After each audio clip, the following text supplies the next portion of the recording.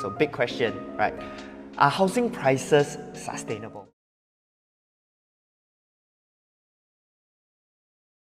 Housing prices sustainable? Okay, we have seen prices basically skyrocket ever since COVID came, ever since circuit breaker, prices have gone absolutely nuts. If you were to ask me myself, somebody who is in the market every single day, just 3-4 years back would have expected OCR prices to hit 2000 PSF. My answer would be no, right? So now that we are at this stage, right, 2100, 2200 PSF for OCR, the question I get a lot recently is, are prices sustainable? And we're going to answer that in today's session. But first and foremost, right, I think a very recent piece of news just on Saturday, August 27th, this came out in the Business Times. So we have an institute, right, the Urban Land Institute. They did a survey of the Asia Pacific gateway cities, and they sort of came to, they published their findings, and you can find this on the internet. You can just Google it and you can find it. And surprisingly, the Singapore housing, they have determined Singapore housing to be relatively affordable if compared to the other gateway cities in the Asia Pacific area. Right, part of the article, right, they are saying the Republic has the highest home ownership as well, right, near to 90%. I believe the number is 88.9%, right? And why did they say we are affordable? Is because we have a large majority of housing stock in Singapore, close to 80%. It's made up of HDB flats, which is government subsidized. But for the private property, the median price is about 1.13 million. Right? That said, Singapore non-HDB homes are the most expensive to rent in the region. So rentals in Singapore, and I think if they've taken this data last year, right, they're going to be more shocked about when the data comes out this time around. But why is Singapore homes so expensive to rent, right? If you were to ask me, it boils down to several reasons. First and foremost, we have always been like the article has said, a gateway city to the Asia Pacific. With ASEAN and with Indonesia, the other ASEAN countries really developing very, very quickly. A lot of tech companies are wanting to penetrate those developing countries, right? They are setting up their hubs over in Singapore, which is bringing in a lot of talent. We've seen that in also a recent news article where the government is coming up with a new initiative to allow high-earning tech folks, right, to come into Singapore first and then look for a job here without having to secure a job, right? Currently, they have to secure a job before they are allowed to come into Singapore. So why do they have to do this? Because of the huge demand for such talent from the companies. But from the talent's perspective, it's also a location whereby they want to shift towards. For somebody who's in the market, and I've shared this many times in our live sessions, our videos, we see a huge shift of talent, of tenants coming in from both China and from Hong Kong, because of some of the geopolitical shifts as well. So all this is, and then next part, you look at this particular article with home ownership at close to 80%, 90% for as stated in the article, and also with the fact that we today have ABSD, there's very, very little speculative demand in the market. Most people own just one property. Some, right, the more affluent ones can own two, very, very little own 3, 4, 5, 6. That used to, right? That used to be the case last time, right? Private properties, a lot of them were medium for speculation, and most. You own 6 property, you can't possibly stay in 6. you stay in 1 and you rent out the other 5. So last time, vacancy rates were very high. a lot of the private property stock was for rental, and hence the rental was suppressed. But today, in today's market, vacancy rates are very, very low, and hence rental prices are starting to pick up, right? We have the macro perspective down to the micro perspective on rental supply as well. Okay, so all in all, I expect rental rates in Singapore to remain high for a while. Do I expect it to come down? Part of me is thinking it might, with the TOP of a lot of large developments like Park Esta, Normanton Park, Treasure at Tampines happening within the next 1 year or so. So once those developments TOP, and the people that are currently out renting, moving in and stopping their rentals, I see a chunk of rental demand being put out from the market. So whether or not the incoming rental demand is sufficient to supplement the outgoing demand from the people that are renting while waiting for their TOP, only time will tell. Okay, so I've read through the article in detail so that you guys don't have to, and picked up some of the other things that were mentioned in the article that were not mentioned in this very, very short article. Okay, first and foremost, right, how do we compare to the other cities? So in this first table, right, is the median/average home price to median household income ratios. So what's the price of the house as a function of income? As you can see, private property in Singapore over here, we have 13.3%. Okay, much lesser than Shenzhen, Hangzhou, Hong Kong, obviously, right, lesser than Seoul. But if you can see, not exactly cheap as well. Of course, HDB at 4.5 is one of the cheapest across the board. But for private, not exactly cheap. But next, in the next slide, right, they actually do talk a little bit about how do you make sense of these ratios. Okay. Next part, which is something that I have mentioned also quite a bit in my videos, but I'm glad now we have a table to illustrate this. So remember last year where there was a lot of talk on cooling measures and what are some of the potential cooling measures that may come into play, and I was leaning towards the possibility of a decrease in loan to value. Reason being, I see that happening a lot in the other countries. The other countries have utilized a decrease in loan to value as a way to dampen their property prices. And that all in all works well for the sustainability and the sustainability of the market, because you basically have to down pay more of your property. But of course, the downside would be first-timers would be required to fork out a lot more down payment. So that's the reason why the Urban Land Institute, I believe that's what they are called, put together this table.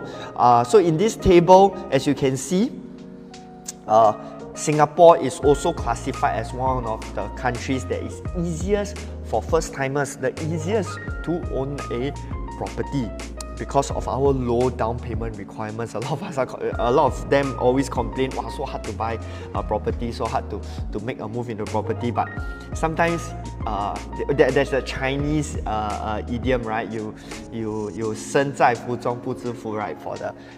For those who don't understand Chinese, it's like sometimes when you live in a good place, you don't appreciate it. So let's put things into perspective, okay? Take a look at Hong Kong, where the typical down payment is 40% of the property. And in the whole of Korea, right, the typical down payment is 40% of the property. So you buy a $1 million property, you have to down pay 400,000.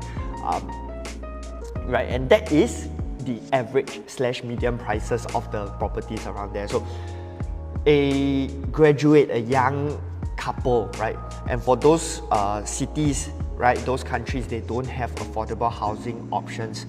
It's very, very hard for the younger generation to purchase their properties without the help of parents, for example. So I think at the very least, Singapore have done a good job in our housing policies. And also at least it's still reasonably easy to buy a property, right? Because of our down payment requirements are not as much as the other countries. That said, right, if property prices continue to rise, what may be one of the potential cooling measures that come in? So if you ask me, weighing up between capital gains versus lowering loan to value, I think the government may lean towards reducing loan to value to halt demand as opposed to capital gains tax, because capital gains will lead to demand destruction and may lead to long-term price decrease, but a loan to value reduction, it helps sustainability, but yet, you know, holds prices back a little bit. And they can do that for private if they notice private prices going up a lot. At least for the first timers, they can still lean towards buying HDBs where they can use the bulk of their CPF as down payment as their first home lah. Okay? So for those of you who are interested to have the full report, right, you can go and just Google it and they have the full report over there. It's quite an easy to read report, but I've already put all the interesting parts over here lah. It's a little bit wordy, but I think it's quite interesting, the whole chunk over here. I'm just probably going to just read it out for you, right? In the study, housing in Singapore is the most affordable with price to income ratio of 4.5 for HDB flats. Okay? As mentioned earlier in the report, right, more than 80% of Singaporeans live in HDB flats. Although the price to income ratio of private homes is high at 13.3, private homes represent less than 20% of all housing stock. Okay, and cater to the wealthy Singaporeans and foreigners. So for those owning private properties, the price to income ratio should be substantially lower than 13.3. Reason being, 13.3 is using the median household income of the country. But later on, I'm going to share with you the actual data. On average, the people that so the median household income in Singapore right now is $9,500. The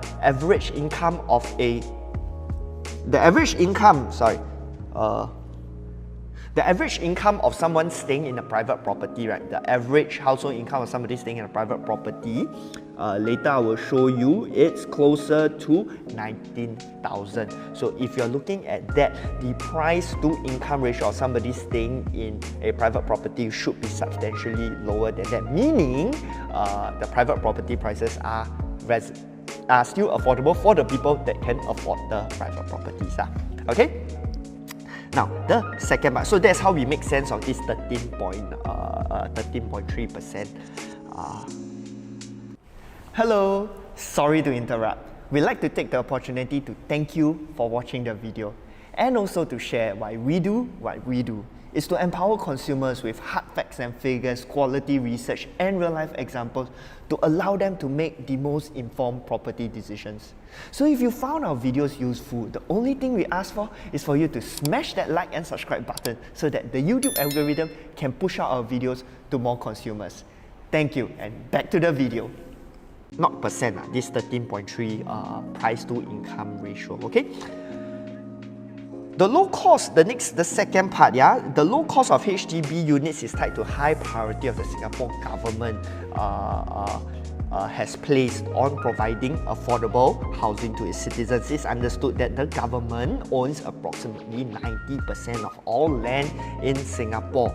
So amongst all the gateway countries, in Singapore is where the government has the highest intervention in the property market, and we all know that, okay? And this is also one of the points to note when we ask ourselves the question, are we in a bubble?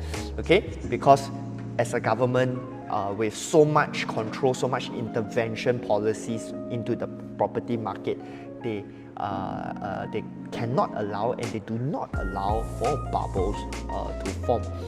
They used to, but ever since 2013, with all the onset of the cooling measures and whatnot, we know the minute property prices come out of whack, cooling measures come. The minute developers get slightly more aggressive with their bids, cooling measure comes into play. So today the government is doing everything they can to avoid going into a bubble lah. And they have all the different control mechanisms. Owning 90% of the land allows them to control on the supply side. With cooling measures, they are able to control on the demand side. So they have levers on both sides of the factors that affect price, demand and supply. Okay? Right? At about $10,000 per square meter, even private residential properties that cater to wealthier households are priced substantially lower than comparable housing in Hong Kong and Tokyo.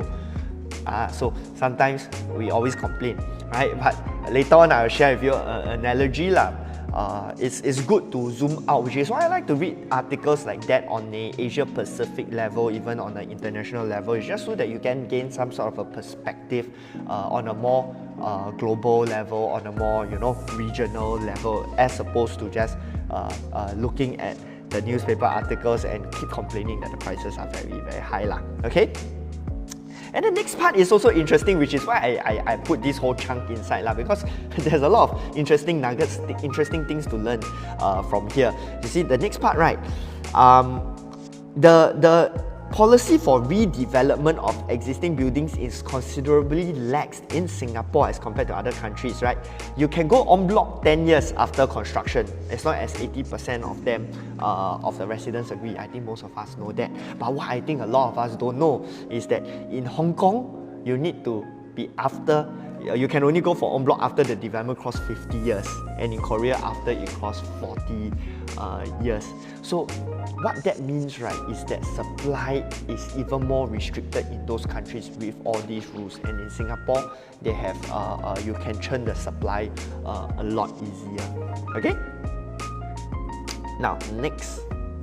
Yeah, so now let's answer that big question that we have lah, right? Are prices sustainable? And to answer this question again, right, I'm going to break it down into two key questions, right? Number one, are we in a bubble? And number two, are prices affordable, right? Are they sustainable? Equates to are they affordable? Like if they're not affordable, then obviously it's not sustainable. Or if a lot of the transactions and a lot of the prices are held through speculative demand, then of course then it is also not sustainable. So I've broken it down into two parts, right? So answering the first question. So we've actually talked about this already quite a bit in the past few videos, but I think this just one very key data point. I think it's good for all of us to know, to also to share, to be able to tell you that there is very, very little speculation in the market today, right? Of all the transactions, only 2% can be classified as speculative. And how they classify a transaction as speculative if it's bought and sold in a short period of time. Compare this to 31% of all transactions being considered speculative back in 1995.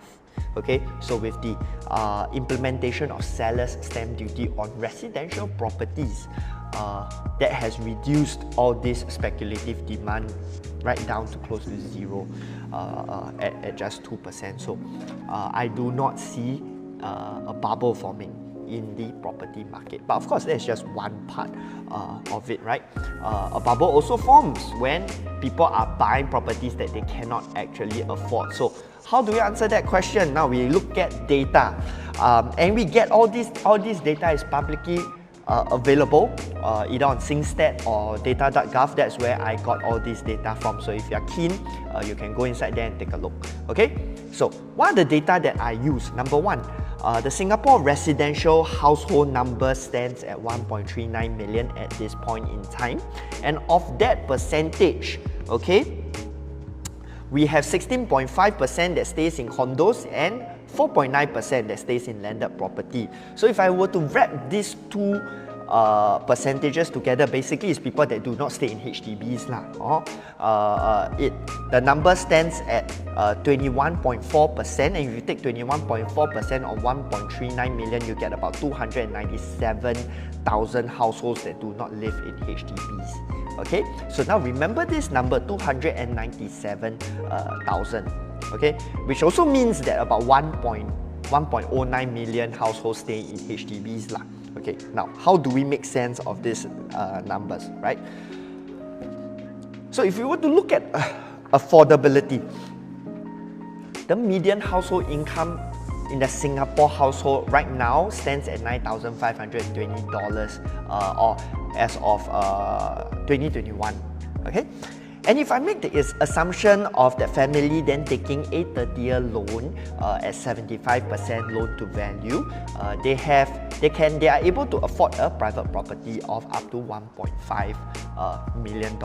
Okay, so median means right smack in the middle, the upper half and the lower half in equal groups. Median is 9,500. Okay.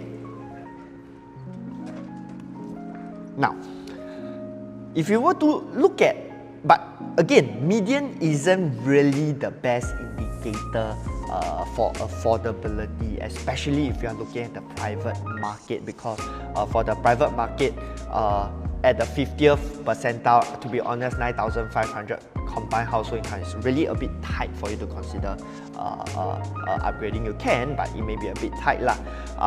So the people that really do consider the upgrades, let's take a look at their affordability, okay? So the average, right? Not sure whether a lot of you know this.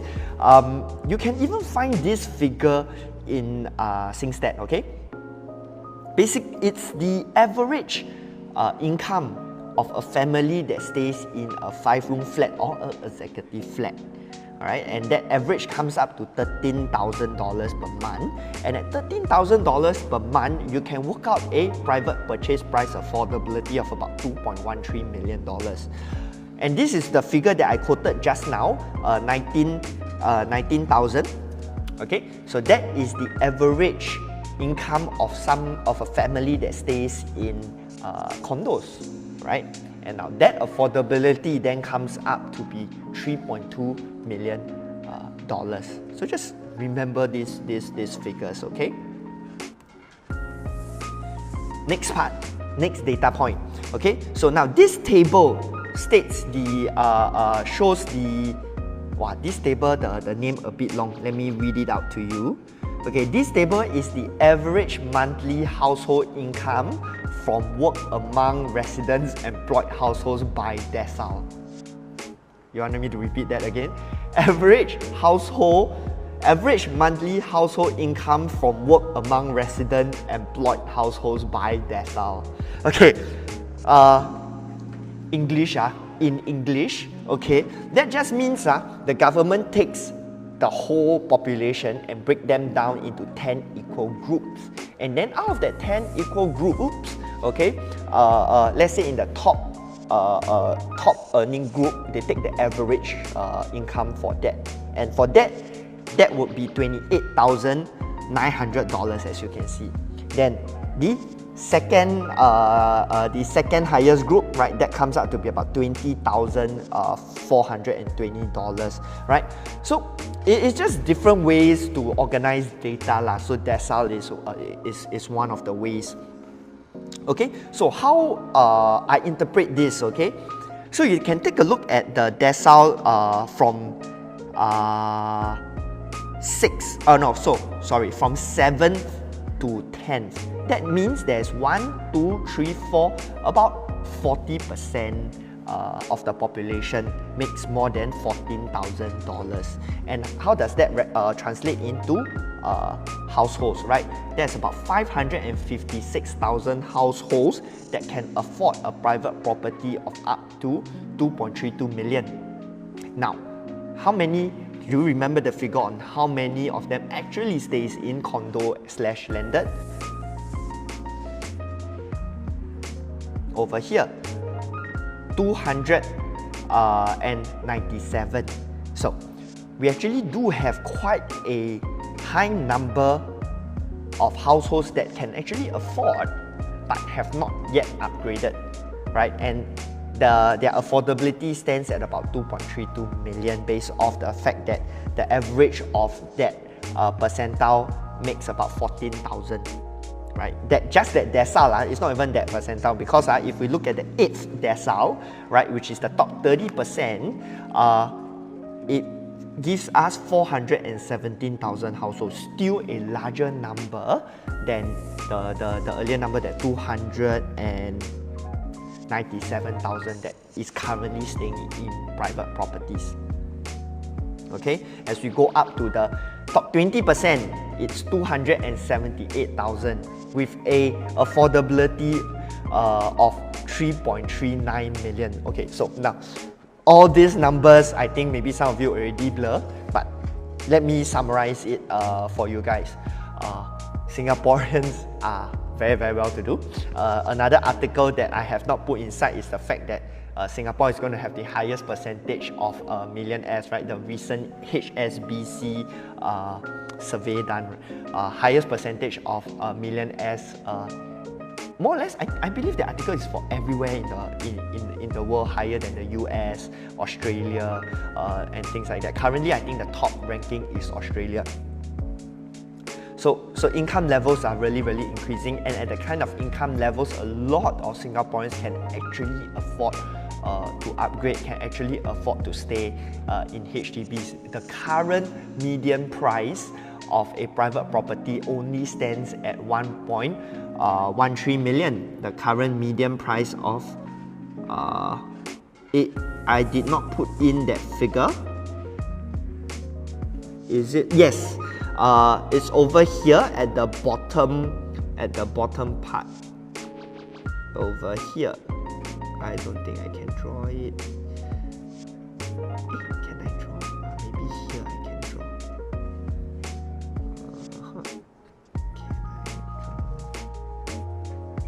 Oh, I can.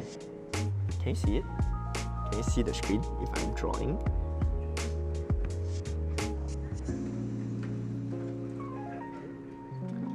Maybe it's a bit laggy. Cannot, huh? Okay. It's okay. Let's... Oh dear. Let me erase that. Give me a minute. Oh, but anyway, it's not shown there, right? On the thing.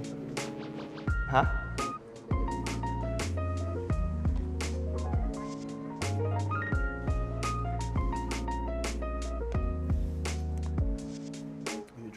Yeah, but you can't see it on the screen, right? Okay. Now can see already, huh? Okay. Right, so you guys can see it, huh? Okay, awesome. Then now can draw already.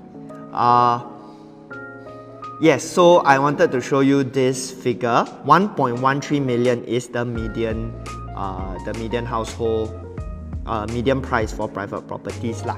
But as you can see, about 500,000 households can afford up to $2.3 million.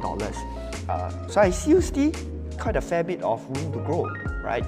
In terms of based off the numbers that are currently staying in private properties versus the numbers that can afford, and also the current median prices, right? But I think the current median prices is not very reflective, as you can see with a lot of the new launches nowadays, right? But yes, current median prices versus potential affordability of a large number of the population. So kind of the two data points that I'm looking at to give me the confidence to say I believe the property market still has room to grow. Okay? All right. Let's delete that and go continue.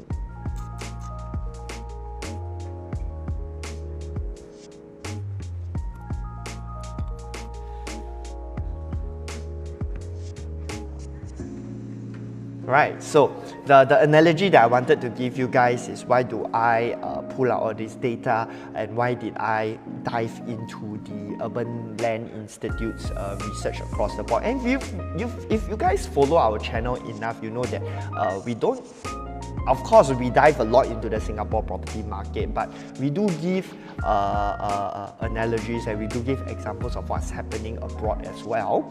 Another report that we like to refer to is also the PwC Asia Pacific Real Estate Market Report, just so that we have a sense of where we stand compared to the other countries in the world. Are we like sort of an outlier like where Hong Kong is, or are we below average, at average, right? So at least now we know we are considered affordable as compared to the other countries. So be happy about it, right? The government has done a really good job to ensure affordability by segmenting out the market into public housing, right? Allowing people to buy into it easily, and also for those that manage to get subsidized housing, get a good amount of profit and then utilize that profit together then with your high income to roll into a private property if you want to. Okay, so just a word of advice, right? Never look at things just from your own perspective. Do zoom out, see things on a bigger perspective, right? And for next up, right, what should you do, right? Today we are just only looking at affordability more on the demand side to things, which is something that we don't usually focus that much on our channel. For those who follow us, again, you know we focus a lot more on the supply side, because the supply side factors, the supply side data is a lot easier to predict, right? Because if you don't sell land today, 4 years later, you're not going to get any houses. So today, we already know what the supply is like 4 years from now, making it very, very easy to predict. Demand, again, is not that easy to predict, but yet we use, which is why we use income data such as income, data such as HDB, MOP, that is at least still reasonable to predict, because even if it were to drop, it will not drop by that much, it will not change by that much, okay? Next, right, point number 2, the shifting trends in the Singapore property market, right? Some of the other data that hasn't been talked about is the shrinking household. While the household numbers the resident household numbers are going up, the average size of a household is coming down. I believe it's currently at 3.5 persons per household.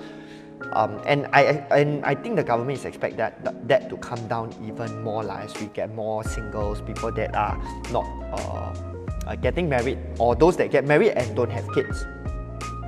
So what does that mean for the Singapore property market? What segments will benefit from shifting trends like that? But of course, reducing household size, then you may say, hey, but Alvin, you always say buy big OCR properties, go the bigger the better. Doesn't this run contrary to what you have always suggested? Then it's also, you have to know how to segment out the demand lah. Okay, where are the singles at? What's the kind of affordability? What are their considerations? Things like that. So there's a bit more detailed. Okay, and the last part, right, understanding the money flow in the Singapore property market. I haven't done a basics webinar in a while. Maybe I'll do that soon. But I think in a couple of videos back, I sort of explained you know, the building blocks of the Singapore property market, from BTO, how the money flows into the property market, what triggers those flows, what affects those flows, right? And what are the things that is affecting this flow at this point in time. So once you understand how the money flows in the Singapore property market, you know where to position your purchases and how to analyze the market. Okay?